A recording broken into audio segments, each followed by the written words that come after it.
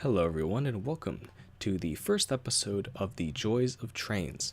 In today's episode we're going to be doing a basic export of a cube from Blender using FBX and PBR materials. Today for this example we're going to be using specifically Blender 2.7 only and not Blender 2.8. The reason for this is because Blender 2.8 is not yet perfect enough for exporting to Trainz because of a few exporting errors with FBX. But hopefully later down the line this will be able to be fixed and then we can use it. So I'm already going to be assuming that you know how to use Blender.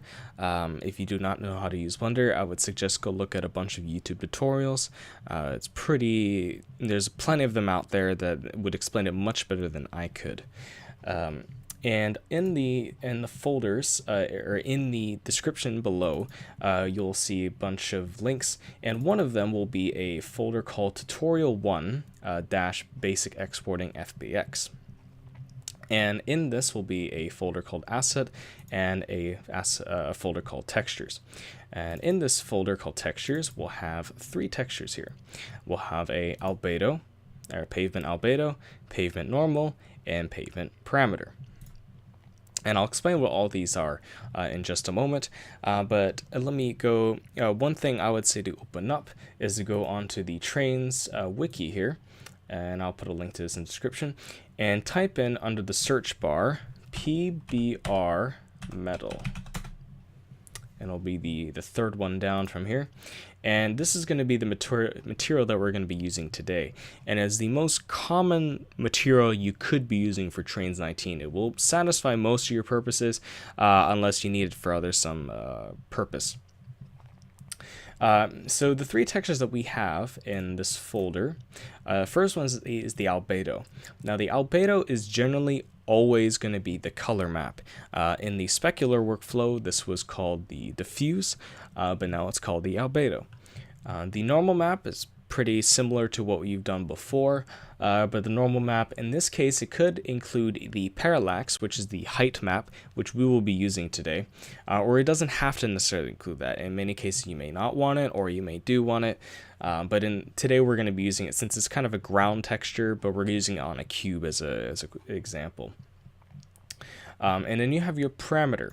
Your parameter is kind of new and essentially combines the color channels with their own respective purpose to kind of give the properties of what the model should look like. So for the red channel, we have the emissive, which means that if it's completely black, like it is in this picture, it's not emissive at all, which means it won't glow at all. But if it's white, it's completely white, or if it's anywhere in between, like maybe a gray, light gray, dark gray, it's going to glow somewhat. And if you have post-processing enabled in game, you'll have some bloom around it. You won't have any actual lighting emitting from it. It'll just be bloom. The green channel is your roughness. It's pretty... You can probably guess what it is. It defines how rough an object is. If it's completely black, that means it is not rough. And if it's completely white, that means it's completely rough. So you can see in this parameter, or this channel here, there's some darker shades, there's some lighter shades, white, and that kind of is going to really show a lot of different definition in the roughness. Now the ambient occlusion is what we used to put in the diffuse, which was now our albedo. But now with PBR, you want to put it into your parameter texture in the blue channel.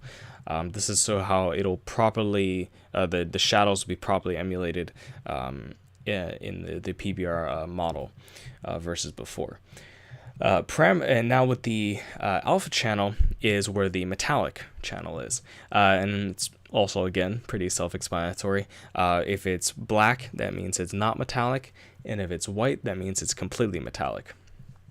And there's some other examples here with a couple links to different spheres that have different sort of types.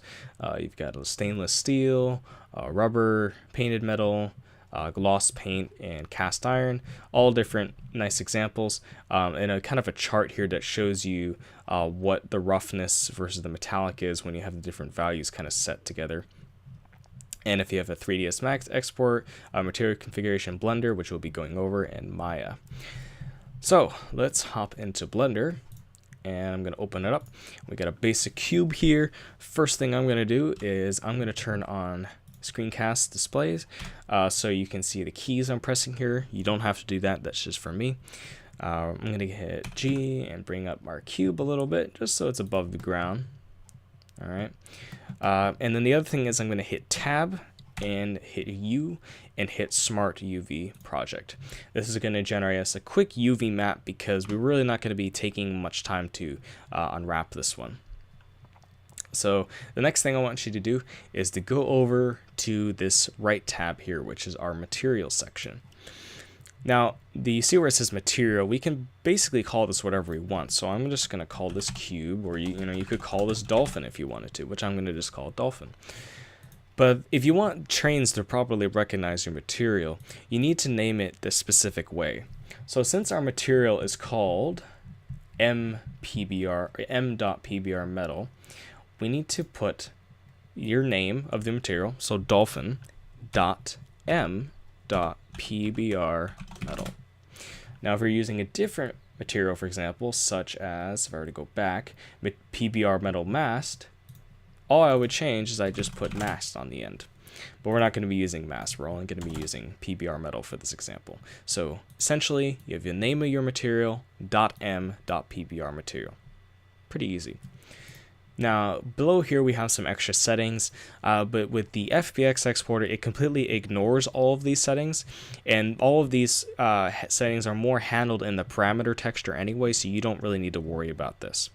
What you do need to worry about is going into the next texture tab, which is this texture tab right here.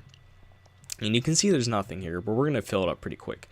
So, first thing I'm going to do, click on that new button, go down to open, and I'm going to go down to my desktop and go to Trainz tutorials and go to FBX and hit textures, and I'm going to load our albedo first. You can see we got our nice pavement texture here. I'm going to untick use alpha here because we're not using an alpha channel for that texture. Now, in normal practice, I've noticed you not need to really worry about ticking that box or not.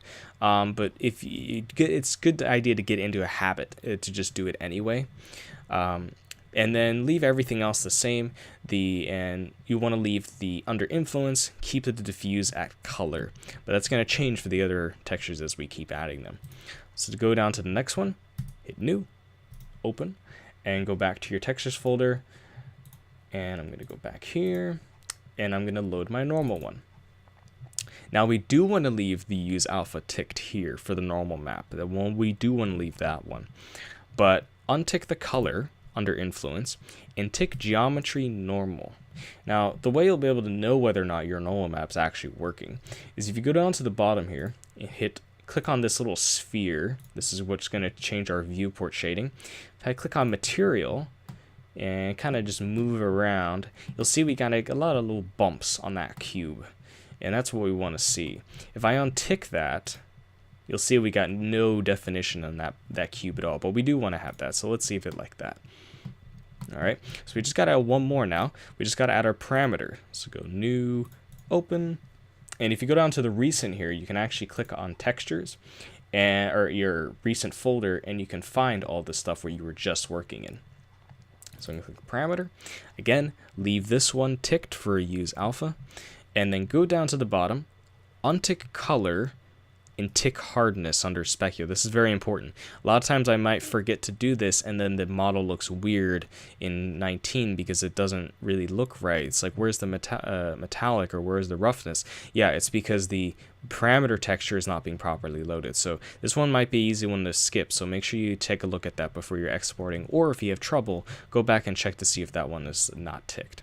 Alright, so that's basically all we need to do to get ready for exporting. So I'm going to save this file now. I'm going to go save as, and I'm going to put it inside the asset folder, and from the folder I gave you, and go to PBR cube example blender and put it in here. I'm going to call it cube_lod0, and for this tutorial, just call it that as well. It'll just make it easier when we're exporting things. Alright, so let's get to exporting now. Exporting is pretty easy once you've got a preset made. Now let's show you how to make a preset right now. So go to File, Export, FBX. All right, now I'm going to put it in the same folder where I saved the blend file, but that's just for this tutorial. But to make it simple, I would always do that. But I'm going to put it in this folder right here. Now I need to go down here, and we have this export tab right here, and there's a bunch of information here. There's a lot. First thing we want to do is we want to take our apply scale, this one right here, click that all local, and hit FBX all. This is the most important one to do, otherwise your scaling is going to be completely off. I'd also tick apply transform and custom properties as well. Next one that's really important is your forward and up. We want to have Y forward to be our up, and it will automatically change it to be Z up. This is what we want. We want that. And whether or not you want to tick selected objects, that's more up to you. I like to have it ticked because personally, I like to have a bunch of different things inside one blend file and kind of keep it all together, rather than having a bunch of blend files for different things. But that's more personal preference, so it's up to you. Next thing you want to tick is, you see how these blue ones that are kind of lit up right here. We want to tick mesh and hold down. If you hold down on shift, we can actually select multiple of them. So hit armature, which is this one right here, and empty. These are the three main things that will be recognized by the Blender export by the Trainz importer. So just leave it like that. All right. You also want to make sure your version is under FBX 7.4 binary and not FBX 6.1. Go down to the, go over to the geometry tab. You can either leave these here. It's up to you whether really not you want the apply modifiers tab on. I like to have it on. Again, it's more of a personal preference, just like with the selected objects. I'm going to leave it on for my sake. In armature tab, you can leave this all the same. Don't need to make any adjustments here. The one you do want to make adjustments to, though, is the animation tab. Untick all of these except for baked animation. That's the one you want. It's the only one you need.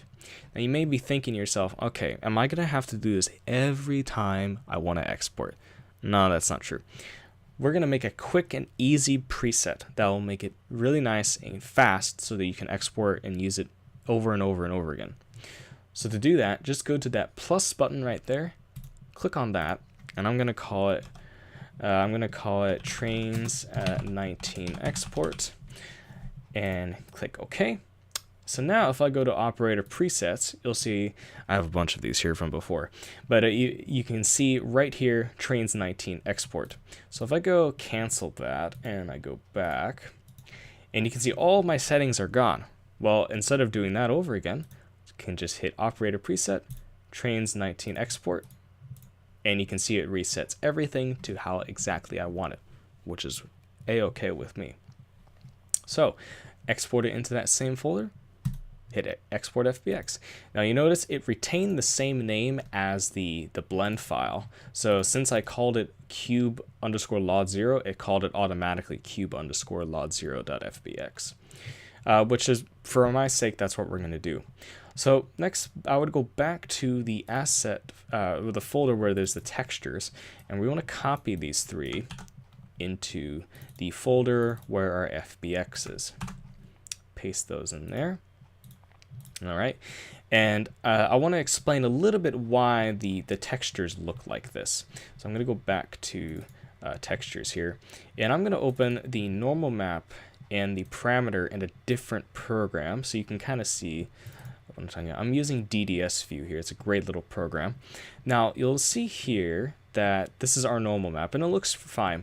So this is what the color channels look like. If I click on this button right here, I can show the alpha channel. And this is essentially what's going to be creating a lot of different definition in fake sort of geometry with our cube. In these dark areas, we're going to see a lot of crevices going on here. So we'll see a lot of cracks and things like that. But wherever it's really bright, that's going to basically make it the highest it could possibly be. So a lot of like peaks in a sense. You can see there's a lot of different kind of definition going on here. This is going to show a lot of different little cracks and different little unperfect edges on our cube, which will make it look really nice. This is really good to use on ground textures, but you'll see it looks cool on the cube as well. Now, if I go to the parameter texture, you'll see that it's still black, but this is because I had the alpha channel thing still loaded. But you'll see that now it actually has color compared to what it did before. This is because I'm using PNG for my textures as opposed to something else such as TGA. I prefer using PNG because it saves a lot on file size. If you use the format TGA, generally you're going to have about twice the file size. So this parameter texture is 1.58 megabytes. If it was TGA, it'd probably be close to more about 3. It's a little bit more than half. Or more than double. It's like 3 megabytes ish. But when your textures get very large and have a lot of detail compact into it, it really starts to add up. So that's why I like to use PNG. But you could use TGA if you wanted to. I wouldn't suggest using JPEG or BMP or anything else. Really, PNG and TGA are the only two formats I would go with. The others are just not that good anymore, and are not good for preserving quality textures. But in this case, you see how it has color now. This is what the parameter looks like. And if I go back to the PBR metal page, you can see this is now kind of what it looks like. So if I threw this into Photoshop, you would be able to see the different channels broken down much like it is here. And our alpha channel, which is our metallic map, it's black, which means that this object is not metallic at all, but it's still going to have a nice little shine to it that we're going to see on the cube itself. So that's just a little bit in-depth explanation about that. So even though that this is black, it's still going to look fine. Now, in general, for editing parameters by hand, saving them as a TGA is easier because it's much easier to work with those in Photoshop than PNGs are. But that's just an actual side note. So let's go back into the folder here where we had asset PBR cube example blender and everything in here. And I'm going to open this config.txt. If you change the name of the mesh that you exported, so if you called this, let's say dolphin_lod0, you want to change it to dolphin_lod0 right here. But I'm going to just kind of explain this quickly, what a config file is to any new users that are trying to make stuff for trains. So a config file essentially gives all the details for the game to realize what the asset is. So the first step to see is your queued. A queued essentially is a identifying number or sequence of numbers really that tells the game who makes this model and what number it is. So right here you see we have queued, and then this 217537 number. That is my own specific number. To get your own, you can go into your launcher and hit train settings and go over to dev, and you'll see right here we have 217537. Well, that's mine specifically. You could put whatever yours is here. So if yours is 12345, you could put 12345. And then this next set of numbers here, this is essentially the asset number or your model number, I guess you could say. So this is the asset number 112 of my own stuff. Okay. I just chose this number to be 112 because it was a number I had free, but you can make this number whatever you want. Content Manager generally will assign numbers for routes and sessions automatically. But this is where you can start to define your own numbers. I usually have an Excel sheet that I have everything in there. But next thing is your username. This tells the game what the name of the object is. So in this case, it's called Trainz Tutorial Blender FBX PBR Metal Cube. Next one is Trainz build. This one's important. If you're doing FBX with PBR materials, you need to have the build number be 4.6. This is essentially what the minimum version of the game, or not minimum version, but what version of the game this is built for. Now, TRS-19 currently is set for 4.6, even with no service packs. Category class is another way that the game uses to categorize different assets. Right now, there's this HM represents a mesh. If you want to learn more about that, you can go onto the category, or the search bar on the wiki here, type in category class, and you can find a bunch of information about that, whatever you want to label there. So if you're doing some track that's bridge, you could do TB, and now it would categorize it as a track bridge object. The next one that's really important is kind, and that one will basically tell the game, okay, what kind of asset is this? Well, it's telling the game that this cube is a piece of scenery. And in our case, this is fine. We don't need to tell it it's a locomotive or a load or a fence or something like that. It's a piece of scenery. It makes it nice and easy. The rest of this is just author. You can put your name in here, contact email, etc., your license. Pretty self-explanatory what that is. Now, the other one that's really important now is mesh table log transition distances. Essentially, these are numbers in meters that tell the game when the meshes should transition to the next LOD. So in this case, we're only using a LOD level 0, which means we only have one LOD, and the next LOD after that would be make it to disappear. So currently, I have 200 meters, and then after 200 meters, this cube will disappear. It will no longer render, which is really nice for making stuff disappear quite early. Now, this is kind of more advanced stuff, so currently, if you don't really know what I'm talking about, just leave it, and I can do a later tutorial that kind of explains more in depth what this is. The next one here is thumbnails. All assets required to have a thumbnail. Essentially, it's what shows in Content Manager here. If I pull up an example here, this right here, this is a thumbnail that appears, so it's just already in the folder. In our case, it is, I think I already have that open. Yes, I did. It is right here, thumbnail.jpg, and usually has a size of 240 by 180 in pixels. And the next thing is our mesh table. This essentially tells the game what meshes are being loaded for this particular asset. So we have our name here. It goes by the name and then an open close bracket, and then we have our mesh, which is specifically here. So we are calling it cube underscore LOD 0, which is right there. Now you may be wondering, well, I exported it as FBX, but well, why is it called Trainz mesh here? Well, it's called Trainz mesh because when you import this asset into Content Manager, it's going to take that FBX file and generate a Trainz mesh file from that. So you don't have to worry about doing a conversion process or anything like that. Content Manager does it all. So, but you need to make sure you label it though as Trainz mesh and not FBX. If you label it as FBX, it will throw it up as a faulty error and you need to change it. So just by getting it as practice, just leave it as Trainz mesh. The next tag here is auto create. This tells the game, all right, am I going to make this model or mesh visible? Since it's set to 1, that means yes, I am going to. If it was 0, it would make it not visible, invisible. And LOD level 0, this is telling me that it is the first LOD or LOD level 0, because usually in programming terms, 0 is a lot of times the first number that we use for stuff. In this case, that's true. And then we have our queued table. Usually this is to reference other assets that are being used by this particular asset, but we're not doing that for this case, so just ignore that. All right, so that's everything in there.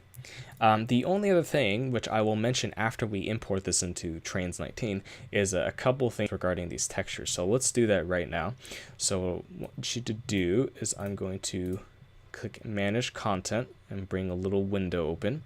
And I'm going to set it to be today, so I don't have anything up here. There we go. So go back a folder, so you can see we just have this PBR cube example blender. So all I want you to do is take that and drag it right over, and you can see in here it's going to be exporting or importing. And you'll see here we got a couple little notes here. First one here is warn T28904 FBX whatever. It says shading mode not recognized fong. This is pretty typical, and it's basically because it's getting confused about the diffuse and specular. But this is not really used, and don't really worry about it. It will look fine in game. Now you also know it's creating this default texture.txt file. So let's go over that real quick. So if I open that, if I right click the asset here, go open and show and explore, we'll see these new text files that are created. Essentially what these are, these tell the game what images to be loading for that texture. It can't just look for the image directly, it has to look for the text file that looks for the image.